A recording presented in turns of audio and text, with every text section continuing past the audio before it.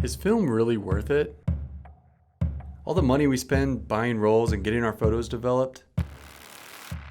Is it really even that different than digital? Let's find out.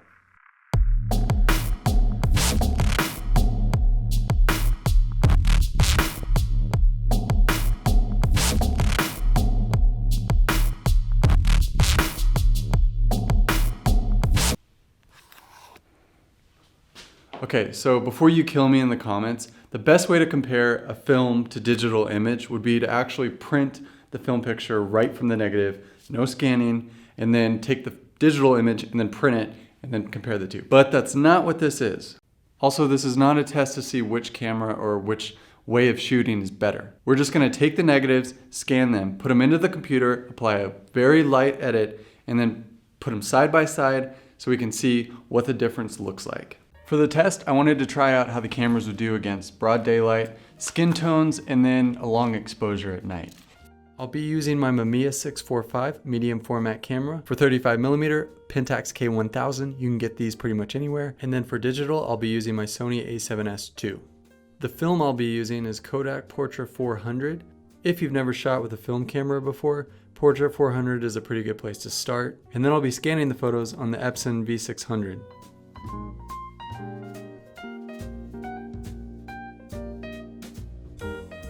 So without further ado, let's just start taking some pictures.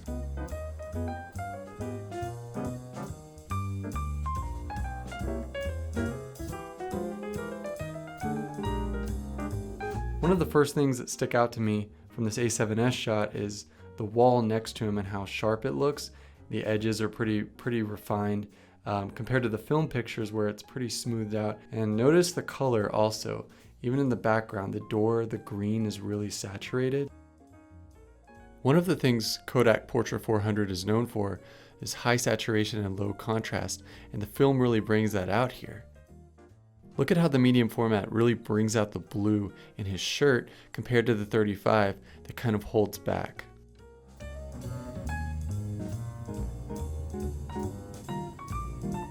So I wanted to see how each camera stood up with color, so I had him stand in front of a very colorful wall.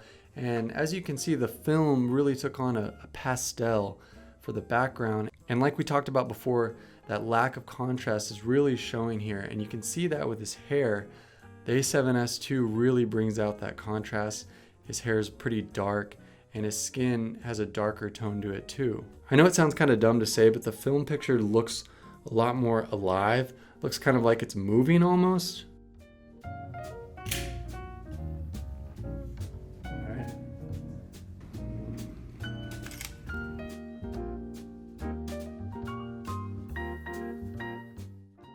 So I wanted to shoot with a shallower depth of field, so I think we went with 2.8, and I just wanted to get that natural light from the window.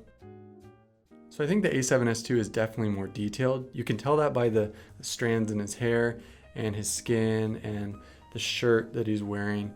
But another thing to note is the light in his eyes. It's a lot more shiny with the A7S II, and the bokeh in the background is significantly different for each shot.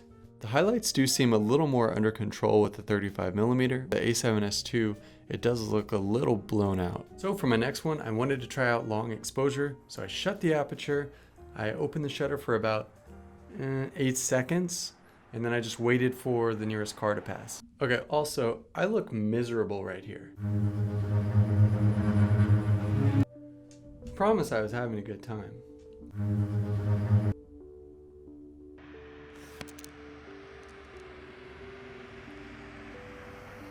So because I had never really taken a long exposure photograph with a film camera, I wasn't sure how they were going to handle the detail. I didn't think I was going to be able to get focus, and I certainly wasn't sure how they would handle light in the dark. But as you can see, they all kind of look very differently. The medium format and the A7S II both kind of have flares going on in the top left corner. That's coming from a street light, whereas the 35 didn't really get it at all. I think the medium format really shines in the tree up in the top left corner because of how detailed it is, and especially for how detailed it is for nighttime. I did not think that was going to be the case, but for the most part, I'm pretty happy with how they all turned out. proceed. Lastly, I took a photo of this abandoned house in my town. This is with the A7S, this is with the 35mm, and then this is with the medium format. Apart from the obvious color differences, it kind of blows my mind how each camera handles the highlights.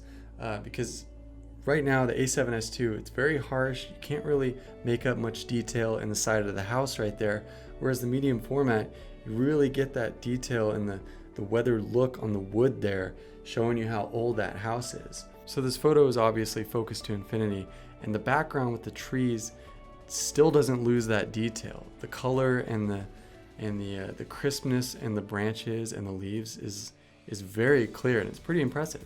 On the sharpness side, the 35mm was definitely lacking.